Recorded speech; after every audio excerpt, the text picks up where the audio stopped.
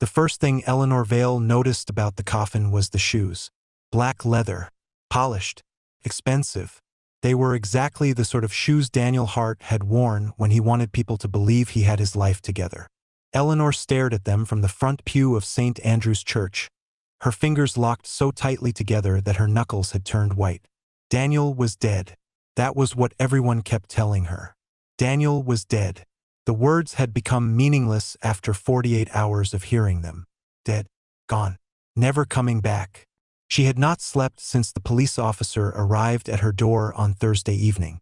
She had not eaten properly either. She had spent most of Friday sitting on the floor of her bedroom with Daniel's old blue shirt pressed against her face because it still smelled faintly of his aftershave. And now it was Saturday. His funeral. His coffin stood at the front of the church beneath a wreath of white roses.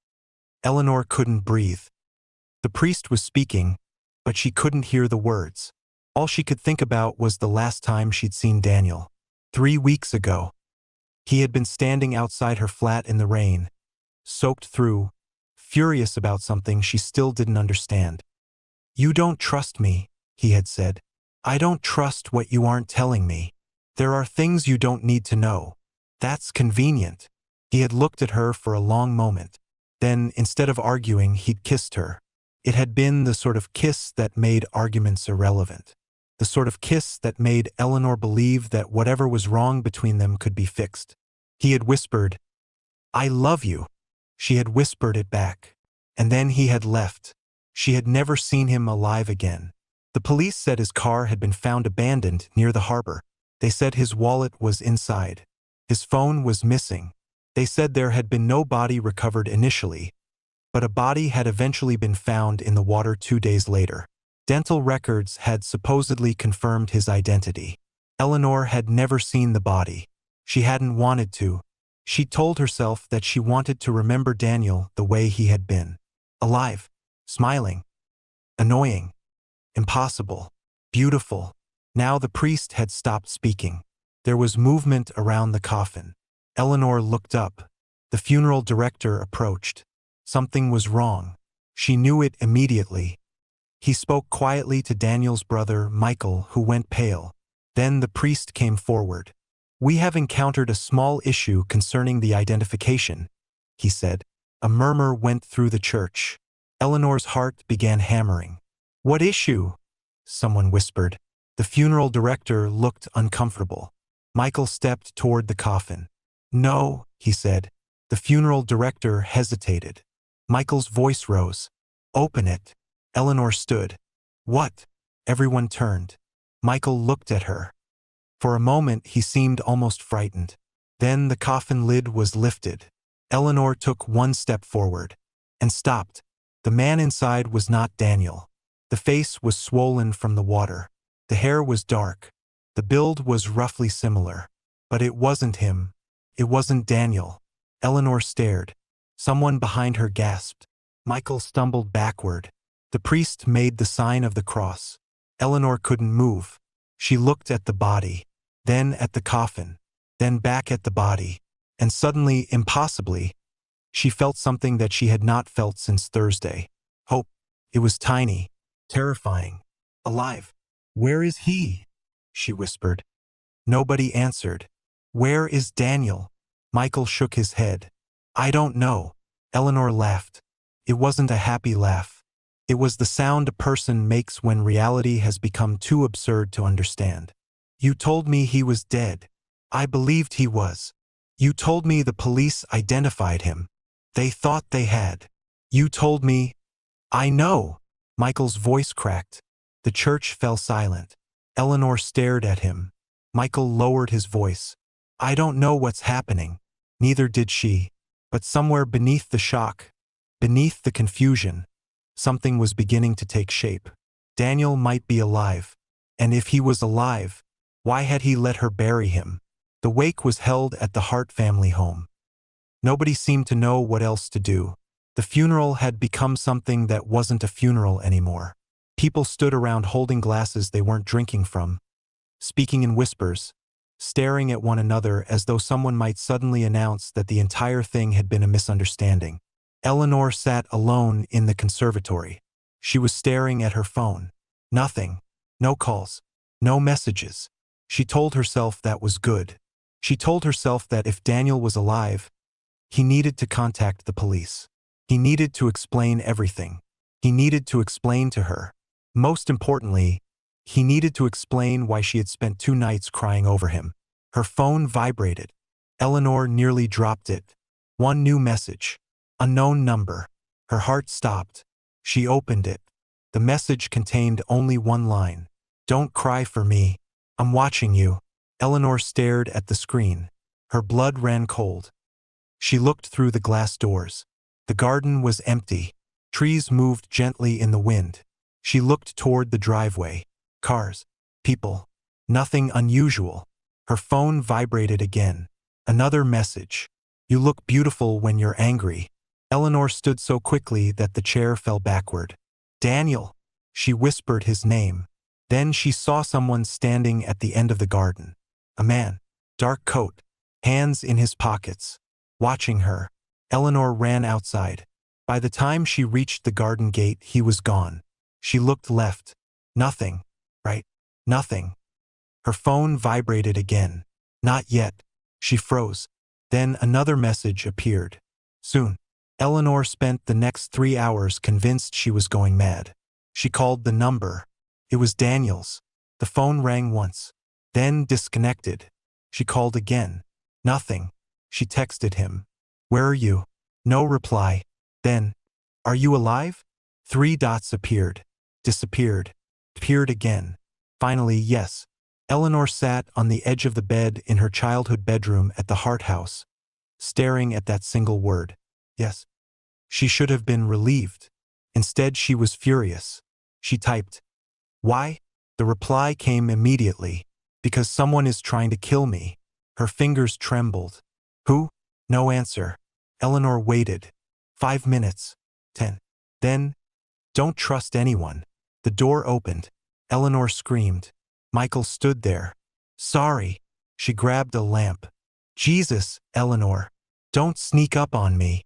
I knocked. I didn't hear you." Michael looked at her. "Are you all right?" "No." He sat beside her. "Neither am I." Eleanor looked at her phone. "Michael." "What?" "Do you think Daniel could be alive?" Michael's face changed. It was only for a second. But Eleanor saw it. "You know something." "No. You just reacted." "I didn't." "You did." Michael stood. "Eleanor, I swear to you, I don't know where my brother is." She stared at him. "Then why do you look terrified?" Michael didn't answer. He walked toward the door. "Michael." He stopped. "Did Daniel ever tell you he was afraid of someone?" Michael's hand tightened around the door handle.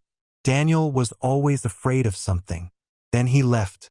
Eleanor didn't sleep that night. At 3:17 in the morning, she heard a noise downstairs. She crept out of bed. The house was dark. She picked up her phone. Another message. "Don't turn on the light." She stopped breathing. Another message arrived. "Back door. Now." She didn't move. Her heart was pounding. Then she heard the back door open. Eleanor ran downstairs. A shadow moved through the kitchen. She reached for the light. A hand caught her wrist. She screamed. The stranger pulled her toward him. "Quiet!" She recognized the voice. Eleanor stared into his face. "Daniel." For several seconds, neither of them moved. He looked thinner, tired. There was a cut above his eyebrow. His beard had grown out, but his eyes were exactly the same. Daniel whispered her name. "Eleanor." She slapped him. The sound echoed through the kitchen. Daniel stared at her. She slapped him again. "You absolute bastard. I know. You let me think you were dead. I know. I went to your funeral. I know. I cried into your stupid blue shirt." His mouth twitched. "Still got the shirt?"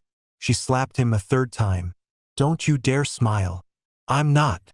You are. I'm trying not to. Stop trying." He stopped.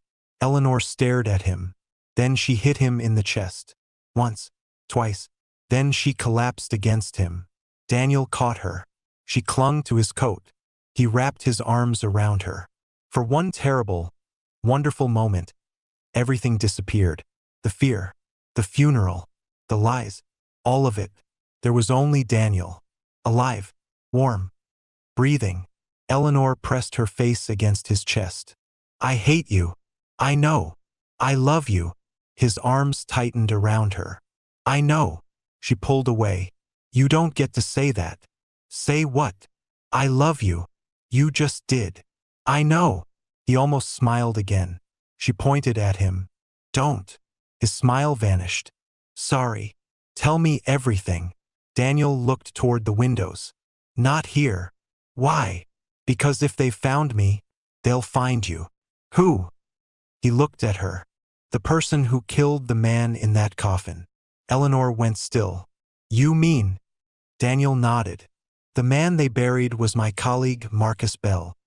Why would someone kill him? Because they thought he was me. And you knew? I knew someone was following me. When? About 6 weeks ago. Eleanor stared at him. 6 weeks. I started noticing the same car. You could have told me. I didn't want you involved. You involved me when you made me mourn you. I know. You keep saying that. Because I know. No, Daniel. You don't know. Her voice broke. You don't know what it felt like. Daniel looked down. I watched you. Eleanor's face hardened. What? The funeral. You were there. I was outside. You watched me? I had to know whether anyone else was watching you. You watched me cry. I wanted to come to you. Then why didn't you? Because if I had, whoever was watching would have known I was alive. Eleanor turned away. You're asking me to understand. No. Then what are you asking? Daniel stepped closer. Your help. She laughed bitterly. Of course you are. I need you. That's convenient. It's the truth. You should have told me. I thought I was protecting you. You don't get to decide what I'm allowed to risk. Daniel looked at her. For the first time, his expression softened. You're right. She hadn't expected that. He took a breath. I was wrong. Eleanor looked at him. You're saying it? Yes. Without arguing? Yes. Who are you? Very funny. She almost smiled. Almost. Then a car passed outside. Daniel's entire body stiffened. He grabbed Eleanor's hand. Down. They dropped behind the kitchen island. Headlights swept across the walls. The car slowed, then continued. Daniel waited. 30 seconds. A minute. He finally looked at her. They know you're here. Eleanor swallowed. How? Because they know you. Who are they? Daniel hesitated. Then said, Your boss. Eleanor stared at him. What? Martin Shaw. She laughed. No. I have evidence. Martin has known me for 12 years. Exactly. He's married. I didn't say anything about an affair. You said he's trying to kill you. I said he's involved. That's insane. Daniel pulled a small memory card from his pocket. Look at this tomorrow. Tomorrow. You can't do it tonight. Why? Because you're exhausted. I'm not going to sleep. You should. You don't get to tell me what to do. He nodded. Fair. She looked at him. Where are you going? Back to hiding. Daniel. He stopped. She stared at him. I can't do this again. His expression changed. I know. If you disappear again. I won't. You promise. Daniel looked directly into her eyes. I promise. He left through the back door. Eleanor watched him disappear into the darkness. For the first time since his supposed death, she felt something stronger than grief. She felt determination. The next morning, she went to work. Martin Shaw was already there. He looked exactly as he always did. Gray suit, perfect tie, coffee in his hand. Eleanor. She smiled. Morning. How are you holding up? Terrible. I'm so sorry. Thank you. He put a hand on her shoulder. It should have felt comforting. Instead, Eleanor remembered Daniel's warning. She stepped away. Martin noticed. Everything all right? Just tired. Of course. He smiled. Then he said something strange. At least you know Daniel is at peace now. Eleanor froze. She hadn't told Martin about the body not being Daniel. Nobody had. The police had asked the family to keep the matter private while they investigated. Martin couldn't possibly know. Unless… Eleanor forced a smile. Yes. Martin walked away. Her phone vibrated. Daniel. Don't react. She kept her face still. Martin turned back. Eleanor pretended to read an email. Another message. He's lying to you. Her heart pounded. She looked toward Martin. He was watching her. Then he smiled. Eleanor suddenly understood something. Daniel hadn't been the only person hiding. Everyone had. That evening, she returned home to find her front door unlocked. She hadn't left it unlocked. She entered slowly. Hello. Nothing. The flat was dark. She reached for the switch. Don't. Daniel stepped out of the hallway. She jumped. You need to stop doing that. Sorry. What happened? Someone broke in. Eleanor looked around. Nothing seemed disturbed. They didn't steal anything. They weren't looking for something. They were looking for someone. Daniel nodded.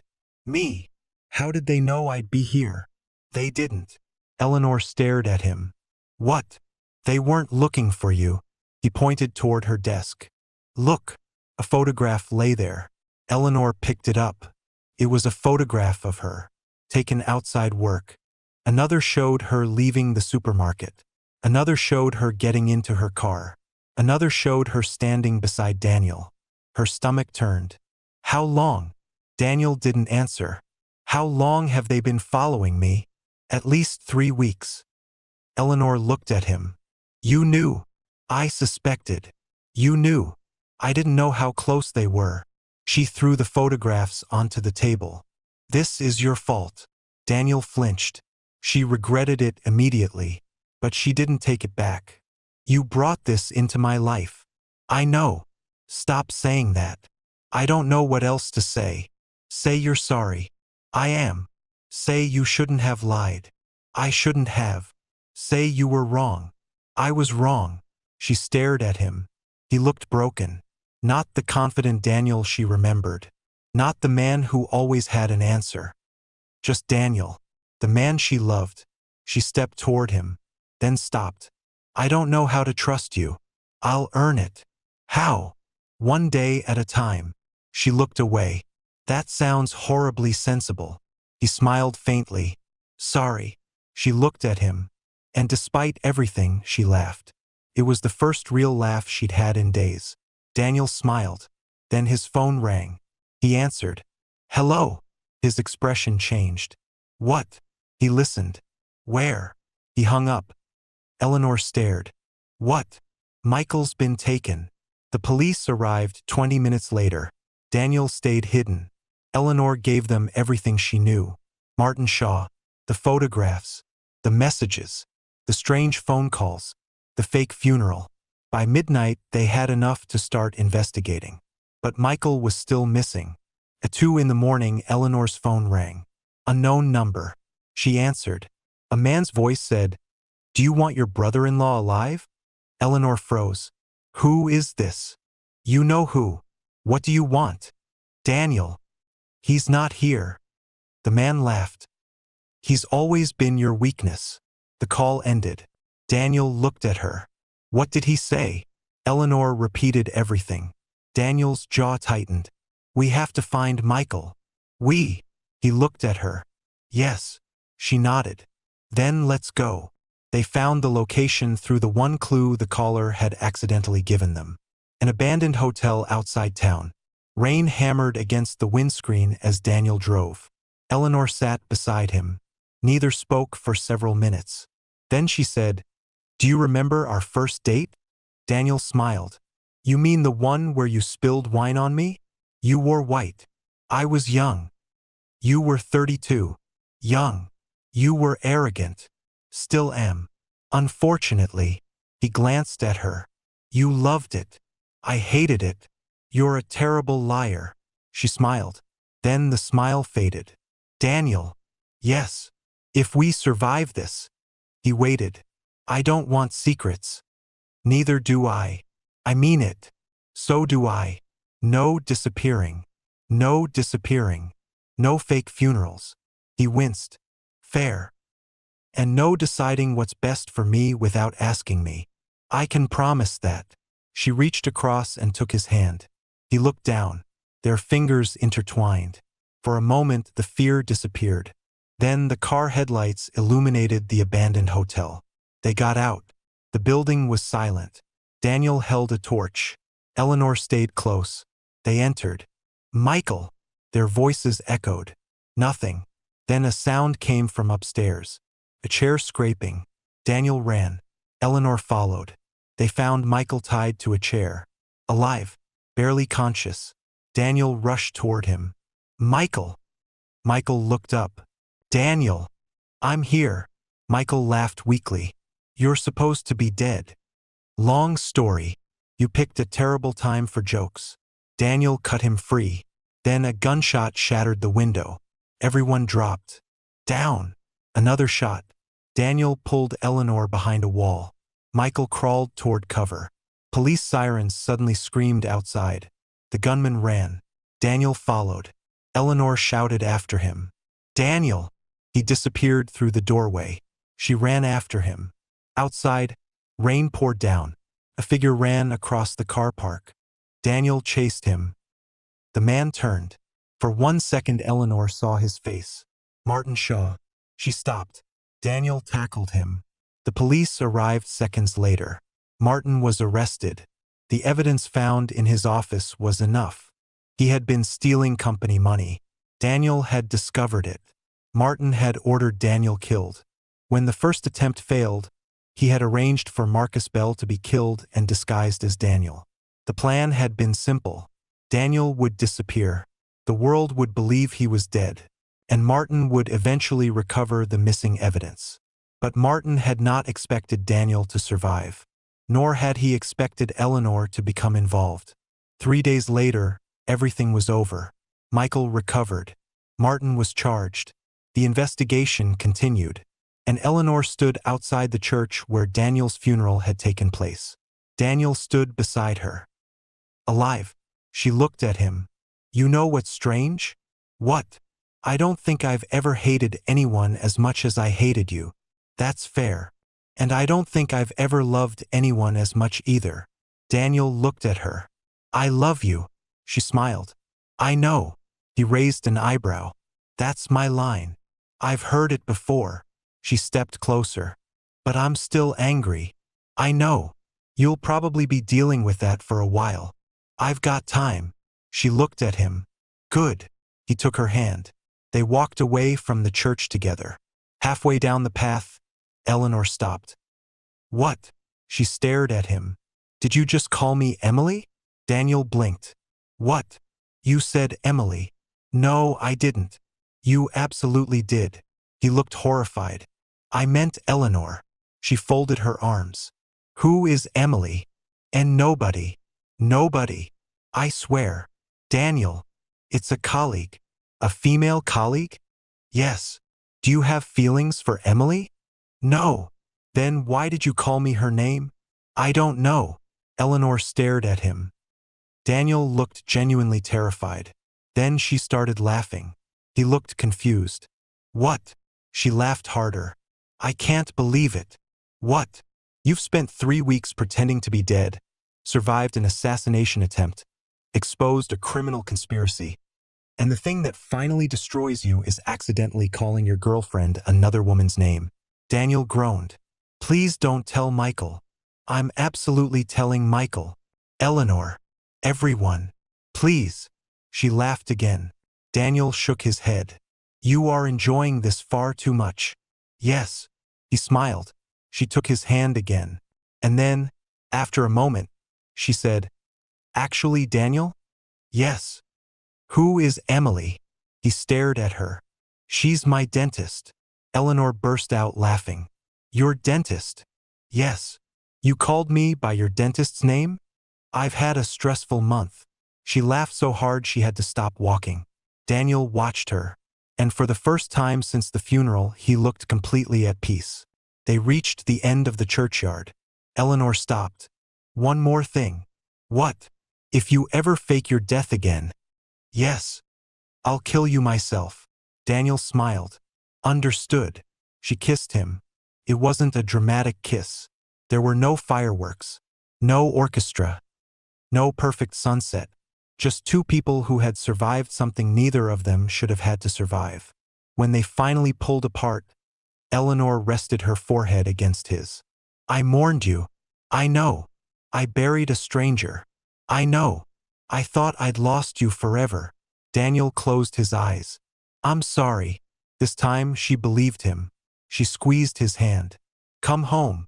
Daniel looked at her. Are you sure? Eleanor smiled. No. He laughed. She squeezed his hand harder. But come home anyway. And together they walked toward the car. Neither of them noticed the man standing across the road. He had been watching them. He lifted his phone, typed a message, and sent it. Daniel's phone vibrated. He looked down. The message contained only 4 words. You didn't catch everyone. His smile disappeared. Eleanor noticed. What is it? Daniel slowly looked up. Across the road, the man was gone. He looked at Eleanor. For a moment, he considered lying. Then he remembered his promise. No more secrets. He handed her the phone. She read the message. Her face went pale. Daniel took her hand. We'll deal with it together. Eleanor looked at him. Then she smiled. Together. And this time, when they walked away, neither of them walked alone. Thanks for sticking around until the end. If you found this story interesting, please consider giving this video a thumbs up. It really helps the channel. And if you want to hear plenty more stories just like this, go ahead and hit that subscribe button. There's a lot more to unpack in future videos. See you soon.